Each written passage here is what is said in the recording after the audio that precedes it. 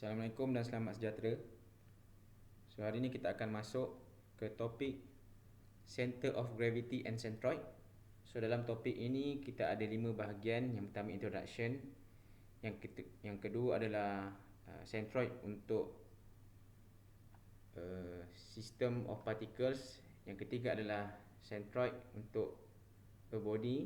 Yang keempat centroid analysis, dan yang kelima theorem of purpose. Okay. So yang ini kita tak akan cover yang kelima ini. So kita akan cover untuk 1, 2, 3 yang ada 4 saja. Okay. So introduction akan terbahagi kepada 3 subtopik kecil, iaitu center of gravity, center of mass dan centroid.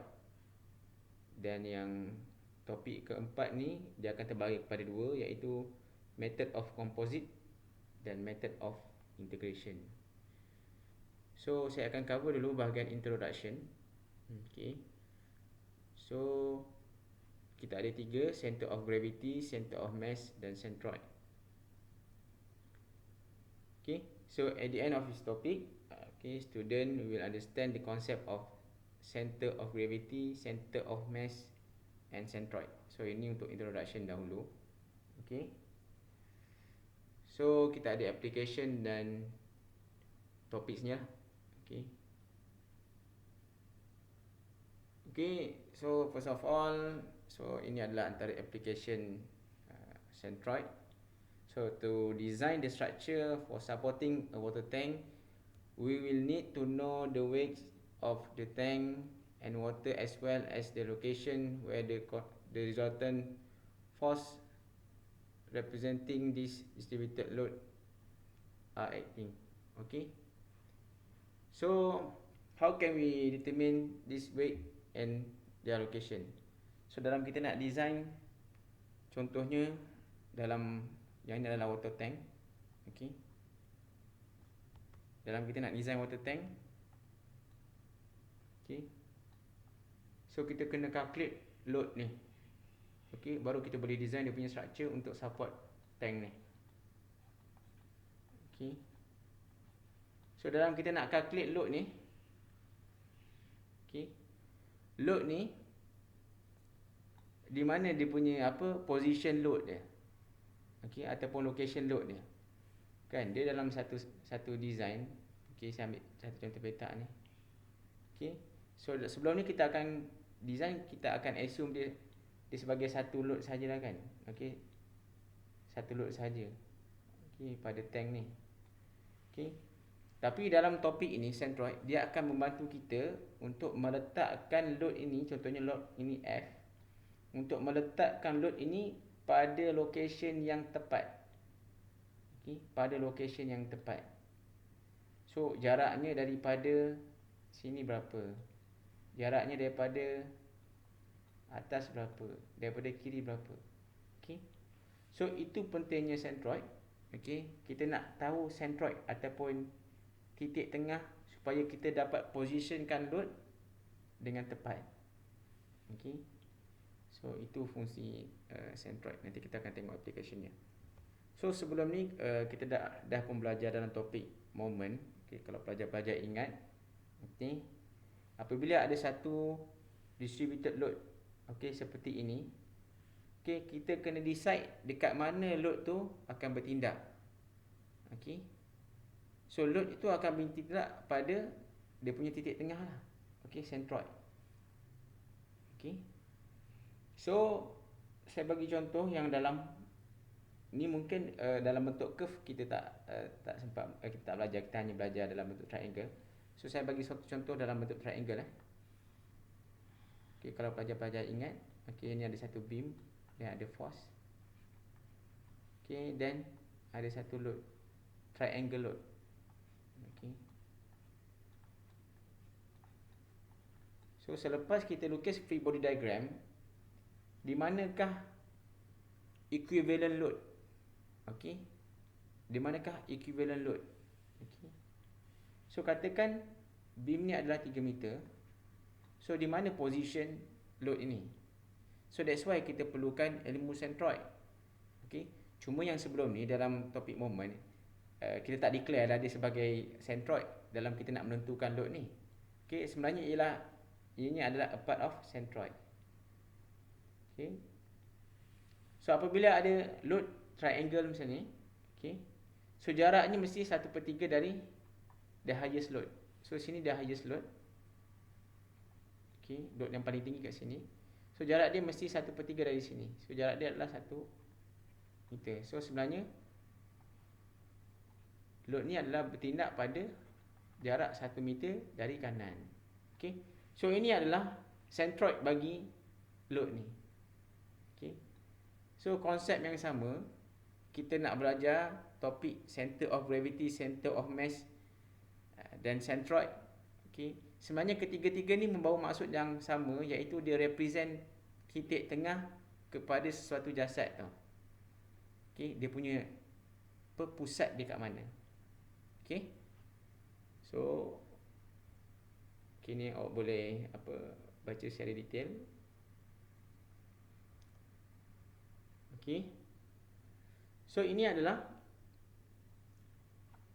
sedikit introduction. Okay. So the earth exerts a gravitational force on each of the particles forming a body. These forces can be replaced by a single equivalent force equal to the weight of the body and applied at the center of gravity. So apabila ada satu particles ataupun satu body, okay, so kita akan replace dia dengan single equivalent force. Okay, single equivalent force. Okay, equal to the weight of body and apply at the center of gravity. Okay, so contohnya ada satu shape. Okay, shape ni dalam bentuk circle. Okay, berapakah force ataupun berapakah weight shape ni? Okay, weight. Then dia mesti apply ataupun dia mesti represent dengan satu single equivalent force sahaja. Satu cukup. Okay. Then position di mana? Position ni mesti di center of gravity. Okay. So the centroid of an area is analogous to the center of gravity of a body. So the concept of the first moment of an area is used to locate the centroid. Okay. So at the end, centroid of an area, okay, serupa dengan center of gravity. Okay. So to determine determination of the area of a surface of revolution and the volume of a body of revolution are accomplished with the theorem of Pappus coordinates. Okay, yang ni adalah untuk kita calculate centroid pada volume. So yang ni kita tak cover. Okay, so yang ni awak boleh baca sendiri lah. So at the end, sebenarnya centroid ataupun center of gravity ataupun center of mass, dia represent point yang sama, iaitu titik tengah ni kat mana. Okay. Okay, so ini adalah kaedah calculation. Okay, so saya tidak akan tunjuk melalui contoh, dan saya akan tunjuk melalui calculation lah. So ini explanation teori sajalah. Okay, so ni the concept of centroid. Okay, centroid is a point which defines the geometric center of an object. Okay, contohnya objek yang ni, center dia kat mana? Okay, objek yang ni center dia kat mana? Center dia kat sini. Okay, so kalau objek macam ni, center dia kat mana? Center dia kat sini. Macam mana boleh dapat? By calculation. Nanti saya akan tunjukkan macam mana kita nak calculate. Kalau bentuk yang simple macam ni, kita boleh calculate secara manual saja, congak saja. So yang ni dia ada calculation dia ada formula dia. Okay, the centroid coincide with the center of mass or the center of gravity only if the material of the body is homogeneous. Okay, so kalau material sesuatu body tu, okay, dia punya specific is constant, okay, ataupun dia punya density constant, so dia centroid, okay, adalah sama untuk center of mass ataupun center of gravity. Okay.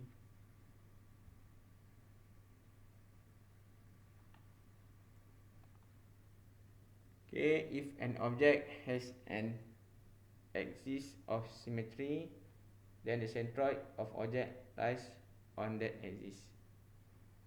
Okay, so yang ni dia common sense lah. Okay, bila dia symmetry, of course lah kan, dia pada line axis tu. Okay, so in some cases the centroid is not located on the object. So ini ya, untuk some cases centroid bukan pada objek. Okay, so kita akan move terus kepada calculation. Okay, so ini adalah calculation untuk center of an area dan center of a line. So saya tak sentuh lagi, saya nak move ke teori dulu. Okay, so ini adalah yang dimaksud dengan the concept of centroid ni. Okay, bila ada shape macam ni, okay, secara common sense nya centroid ni, dia punya centernya akan berada di sini. Okay, so ini adalah quarter circle area kat sini, kalau semi circle area dekat sini, kalau ellipse dekat sini, parabolic. Okay, so semua dia punya center dia. So kaedah nak calculate ni, okay, dia dah maklumkan melalui formula yang dah diberi. Okay, so apa-apa pun back to basic. Okay, centroid, center of gravity, center of mass, so dia represent maksud yang sama, iaitu titik tengah lah, mudahnya titik tengah, center. Okay, titik tengah ni center. Okay, dan setiap shape dia punya centernya berbeza dan kaedah nak calculate dia berbeza. Okay, so ini adalah yang untuk wire. Okay, concept of centroid untuk wire, dia bukan untuk shape. Okay, ini untuk full shape, so ini untuk wire. Okay, so dia ada dua kaedah untuk kita nak solve calculation centroid. Okay, so yang pertama kita menggunakan konsep, sekejap saya perlu balik kepada first slide. Okay, so sebenarnya yang teori ni dah habis lah. Ni dah habis dah. Okay, dia punya teori tak banyak lah untuk centroid ni, dia sama je semua. Okay, so perbezaan tu yang saya cakap tadi tu lah. So as long as dia homogeneous material ataupun body, then dia consider center of gravity and center of mass sama. Okay, so ini untuk kita buat analisis. Yang pertama kita menggunakan konsep the method of composite, dan yang kedua kita menggunakan konsep the method of integration. So selepas ni kita akan masuk calculation menggunakan dua konsep ni. So ini adalah teori, yang ini adalah calculation. Seperti ada konsep. Okay, so stand by untuk next video.